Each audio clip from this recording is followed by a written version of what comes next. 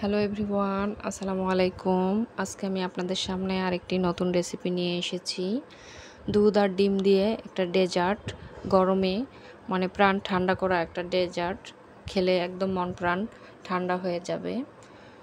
তো ফুল রেসিপিটি দেখার আগে যারা আমার চ্যানেলটিকে এখনও সাবস্ক্রাইব বা ফলো দেননি তারা অবশ্যই সাবস্ক্রাইব এবং ফলো দিবেন।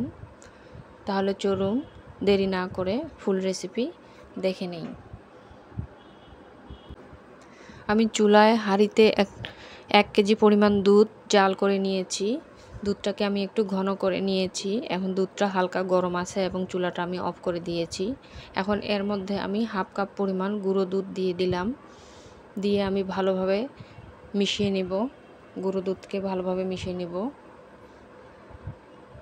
নিয়ে একটু আবারও চুলা আমি অন করে দিব এবং এর মধ্যে আমি দিয়ে দিব সামান্য পরিমাণ লবণ, 1 চিমটি লবণ দিয়ে দিব।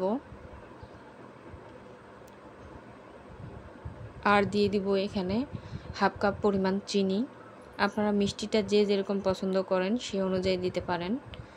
তো আমি হাফ কাপ পরিমাণ দিয়ে দিলাম। এখন ভালোভাবে আমি আবারও মিক্সড করে নিব। আর একটু জাল করে নিব। আর একটু জাল করে নেওয়ার পর আমি দুধটাকে চুলা থেকে নামিয়ে নিব।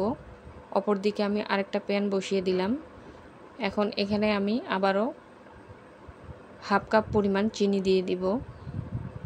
একটা ক্যারামেল তৈরি করে নিব।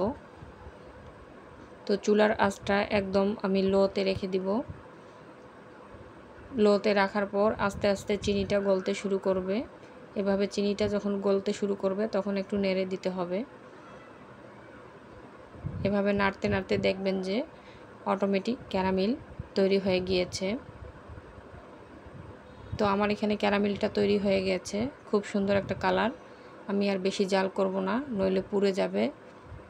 তো আমি এই ক্যারামেলটা এখন ওই দুধের মিশ্রণের সাথে মিশিয়ে দেব ভালোভাবে।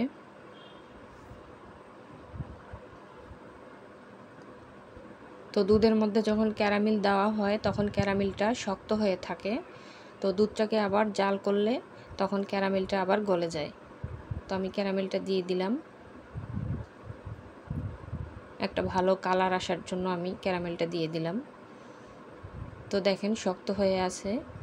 এখন আমি আবারও ভালোভাবে জাল করে নিব। তো আস্তে আস্তে ক্যারামেলটা গলে যাবে। দেখেন একদম গলে গিয়েছে। এভাবে ভালোভাবে জাল করে নিতে হবে এবং নেড়ে দিতে হবে। এবং দুধের কালারেরও দেখেন চেঞ্জ হয়েছে, খুব সুন্দর ব্রাউন কালার। তো দুধটা আমি জাল করে নিলাম। আমি এরপরে দুধটাকে ঠান্ডা করে নেব। অন্যদিকে আমি একটা বাটিতে 3টা ডিম নিয়ে নিয়েছি, রুম টেম্পারেচার থাকা ডিম। এর মধ্যে আমি দিয়ে দিলাম 1 টেবিল চামচ পরিমাণ ভ্যানিলা এসেন্স। এখানে আপনারা এলাচের গুঁড়ো ব্যবহার করতে পারেন ভ্যানিলা এসেন্সের পরিবর্তে। তো এখন ভালোভাবে আমি মিক্সড করে নেব। হ্যান্ড উইচের সাহায্যে আমি ভালোভাবে মিক্সড করে নিচ্ছি। অনবরত নাড়তেই থাকতে হবে।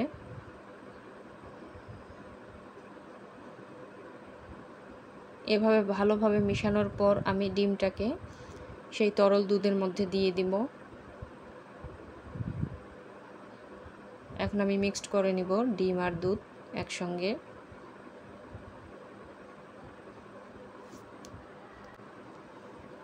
তো এভাবে ঢেলে দেওয়ার পর ভালোভাবে নাড়তে হবে হ্যান্ড উইচের সাহায্যে। এখানে 4-5 মিনিট নাড়লেই হবে, ভালোভাবে মিক্সড করে নিতে হবে।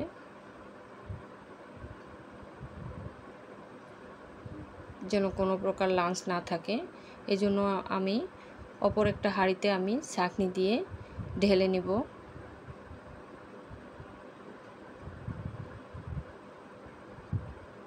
দুধের মিশ্রণটাকে আমি ঢেলে নিচ্ছি যেন লাঞ্চ না থাকে। ঢেলে নেওয়ার পর আমি এখানে 4টা কাপ নিয়ে নিয়েছি মাঝারি সাইজের। এই কাপের মধ্যে এখন আমি দুধের ডেজার্টটা আমি দিয়ে দিচ্ছি। সমানভাবে দিতে হবে। তো আমি সমানভাবে কাপের মধ্যে দিয়ে দিচ্ছি। অন্যদিকে আমি চুলায় একটা হাঁড়ি বসিয়ে দিয়েছি এবং কয়েকটা টিস্যু দিয়ে একটা স্ট্যান্ড দিয়ে আমি কিছুটা পরিমাণ পানি দিয়েছি এবং তার উপরে আমি একটা ঢাকনা বসিয়ে দিয়েছি। ঢাকনার উপরে এখন আমি কাপগুলো একটা একটা করে বসিয়ে দিব এবং উপরে আমি যে ফ্রাই প্যানের যে ঢাকনাটা সেটা আমি ঢেকে দিব এবং তার উপরে আমি একটা গামলা ঢেকে দিব। এভাবে আমি ঢাকনা দিয়ে চুলার আঁচ মাঝারি রেখে প্রায় 25 মিনিট জাল করে নেব। 25 মিনিট পর আমি আপনাদেরকে দেখাচ্ছি। দেখেন ডেজার্টটা প্রায় হয়ে এসেছে। তো আমি একটা টুথপিক দিয়ে আমি আপনাদেরকে দেখাচ্ছি। যদি টুথপিকের গায়ে লেগে থাকে তাহলে বুঝবেন যে ডেজার্টটা তৈরি হয়নি।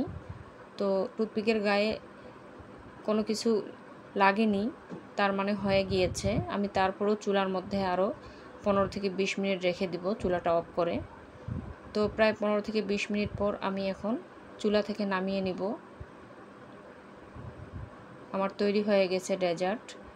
চুলা থেকে নামিয়ে নিয়ে আমি ঠান্ডা করব এবং ঠান্ডা করে অন্তত ফ্রিজে 1 থেকে 1.5 ঘন্টা রেখে দিব। তো আমি ফ্রিজে রেখে দিয়েছিলাম, দেখেন খুব সুন্দর।